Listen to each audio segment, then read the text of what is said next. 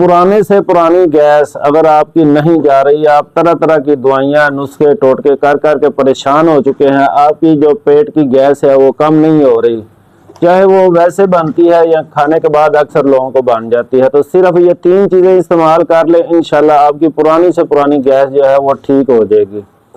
इसमें आपने करना क्या है, बिल्कुल सिंपल चीजें हैं, आपको किसी भी किराना स्टोर से या पंसार स्टोर से आसानी मिल जाएंगी। आपने अजवाइन ले लेनी है 50 ग्राम और पुदीना 25 ग्राम, खुशक पुदीना लेना है आपने 25 ग्राम। इन दोनों चीजों को अच्छी तरह ग्राइंड कर लें। इसके अंदर आपने देसी गुड़ डाल देना है 100 ग्राम। अच्छी तरह इसको मिक्स करके तो इसकी आपने चने बराबर जो है गोलियां बना लेनी है।